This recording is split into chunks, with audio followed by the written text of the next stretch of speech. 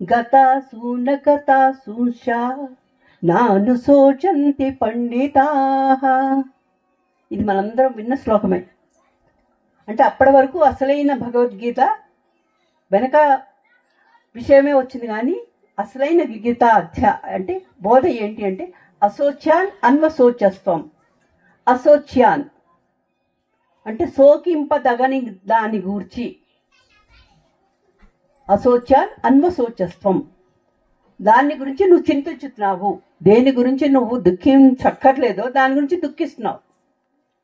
గతాసూన్ అగతాసూంచ, గతాసూన్ గతించిన వారి గురించి కానీ, అగతాసూన్ అంటే జీవించి ఉన్న వారి గురించి. గతాసూన్ అగతాసూంచ నా అనుశోచింతి పండితాహ, నా అనుశోచంతి ఎవరు దుఃఖించారు, ఎవరు దుఃఖించారు? పండితులు దుఃఖించరు. పండితులు అంటే ఆత్మజ్ఞానుల వారు పండితులు. మనము మామూలుగా చదివితే గ్రంథ పఠనం చేస్తే పండితులము అంటాం, అది ఒక స్టేజ్ వరకు. పూర్తి జ్ఞానం ఎప్పటి వరకు అంతరార్థం తెలియదో మనకి పూర్తి జ్ఞానం అంటే ఆత్మ జ్ఞానం లేదో మనం మధ్యస్థులమే. మనం ఎన్నో గ్రంథాలు అధ్యయనం చెయ్యొచ్చు, కానీ పూర్తి జ్ఞానం ఉన్నవాళ్ళం కాము.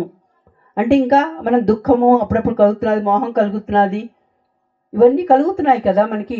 ఎప్పటి వరకు మనం ఈ దుఃఖాన్ని అధిగమిస్తామో అప్పుడే మనం ఆ ఆత్మని తెలుసుకుంటేనే ఆ దుఃఖాన్ని అధిగమిస్తాము. లేదంటే చిన్న చిన్న వాటికి కలత చెందుతూ ఉంటాము. అసలైన పండితులు ఎవరు అంటే ఆత్మజ్ఞానులు. వాళ్ళు ఏది వచ్చినా కలత చెందరు, ఏ పరిస్థితిని అయినా తట్టుకుంటారు, స్వీకరిస్తారు, దానికి తగ్గట్లుగా వ్యవహరిస్తారు. దాన్ని అధిగమించడానికి సమస్యని పరిష్కరించిన వాడే అసలైన వ్యక్తి. సమస్యను సమస్యగా చూసి ఏడుస్తూ కూర్చుంటే వాళ్ళు ఆత్మజ్ఞానులు కారు. సమస్యని పరిష్కరించగలగాలి. సమస్య వచ్చిందని ఏడుస్తూ కూర్చోవడం కాదు. ఇక్కడ అర్జునుడు చేసిన పని అది. తన దగ్గర విలువించి ఉంది ఎంత అని, ఎప్పుడు ఓడిపోలేదు. కానీ ఈ టైంలో తన దగ్గర మనోధైర్యం చాలలేదు, నా వాళ్ళు అనే మోహం కలిగింది. అందుకని పండితుడు అన్నవాడు ఏడవడు, ఉన్నవాళ్ళ గురించి కానీ లేని వాళ్ళ గురించి. ఇక్కడ మనకి ఆత్మ అనాత్మ అన్నది తెలియాలి. ఆత్మ అంటే మన లోపల ఎవరు ఉంటే మనం వ్యవహరిస్తున్నాము, ఏ శక్తి వలన, పరమాత్మ శక్తి వలన మనం వ్యవహరిస్తున్నాం, అది ఆత్మ. ఆత్మే పరమాత్మ. అందరిలో ఉంది ఆత్మ. చిన్న కణం నుంచి చీమ దోమ. అందుకే ఎవరిని హింసించద్దు అంటాం మనం, భారతీయ సంస్కృతి చెప్తుంది. అన్నిట్లకన్నా ముఖ్య ధర్మం అహింసా పరమో ధర్మ. ఏ జీవిని చంపవద్దు. నాగుపాముకు కూడా పూజ చేసే సంస్కృతి మనది. అంటే అత్యున్నత సంస్కృతి మనది. కాకపోతే మన సంస్కృతి ఏంటో మనకు తెలియటం లేదు. దేనిని బాధపట్టవద్దు. అలాంటిది ఇక్కడ గతించిన వారి గురించి కానీ గతించని వారి గురించి ఎవరు కలతపడరు. ఎందుకంటే ఇది సృష్టిలో ఒక క్రమం, వస్తూ ఉంటాయి పోతూ ఉంటాయి కదా.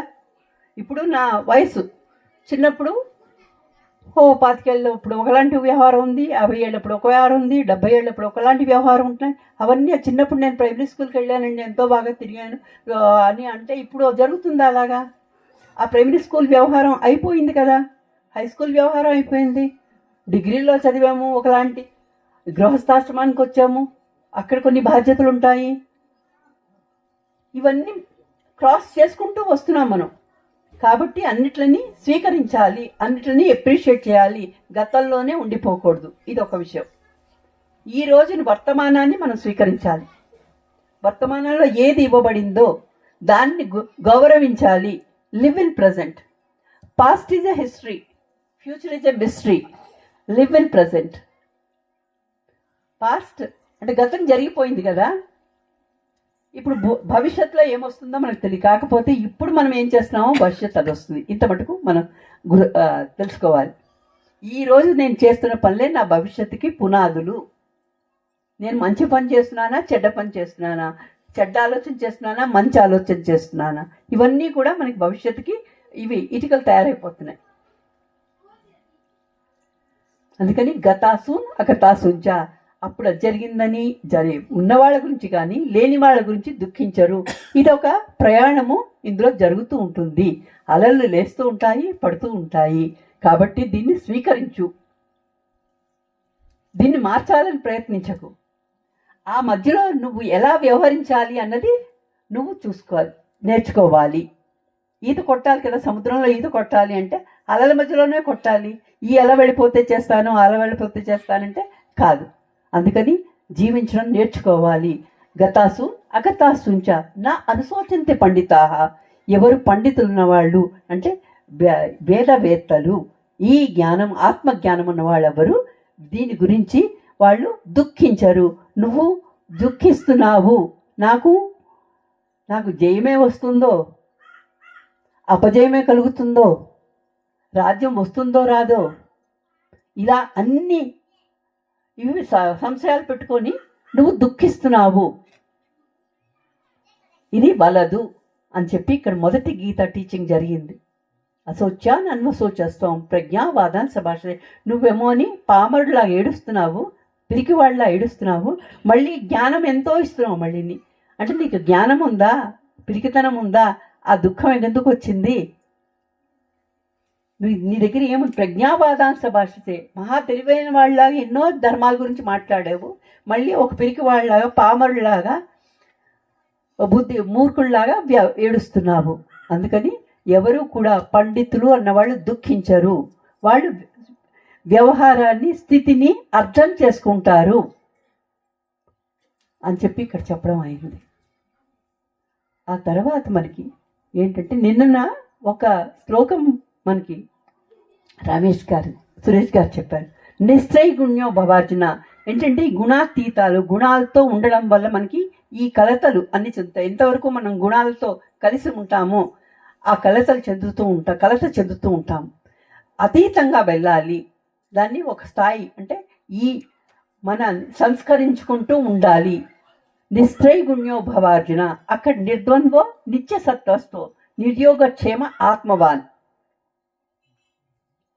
అంటే ఎప్పుడైతే మనము ఈ అతీతంగా వెళ్ళామో ద్వంద్వాలు ఉండవు, నిర్ద్వంద్వు, ద్వంద్వాలకి అతీతం అయిపోయాం అంటే భేదభావనలు ఉండవు, అంత ఏకత్వ భావన. నిత్య సత్వస్తో, సత్వంతో కూడుతూ ఉంటే సదానందము, ఆనందంగా ఉంటాము.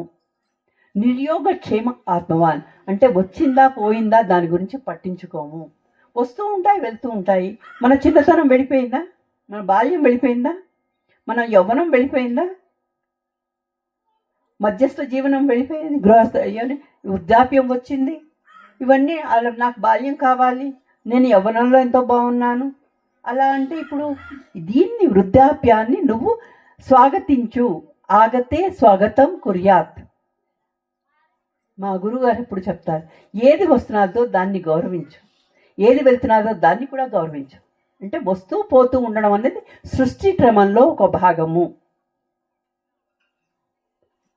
కాబట్టి దాని గురించి నువ్వు చింతపడవద్దు, దుఃఖించవద్దు. వస్తూ ఉంటాయి, వెళ్తూ ఉంటాయి, సుఖ దుఃఖాల సమ్మేళనం ఇది. ఆ ద్వంద్వాల మధ్యలోంచి మనం ముందుకు వెళ్ళిపోతూ ఉండాలి, అంటే ప్రగతిని సాధించాలి అన్నది ఇక్కడ మనకి ఈ అశోచాన్ అన్వశోచస్తం ప్రజ్ఞావాదాన్ సభాషతే. గతాసు అగతాసుంచ నాను శోచంతి పండితా. నువ్వు ఒక పండితుడిలా వ్యవహరించాలి కానీ పామరుడిలాగా వ్యవహరించద్దు. పామరుడు అంటే దుఃఖిస్తాడు, అమ్మో ఇదిలాగా అదిలాగా అని. ఆ తర్వాత ఈ సాంఖ్యయోగం, ఇది రెండో యోగంలోది.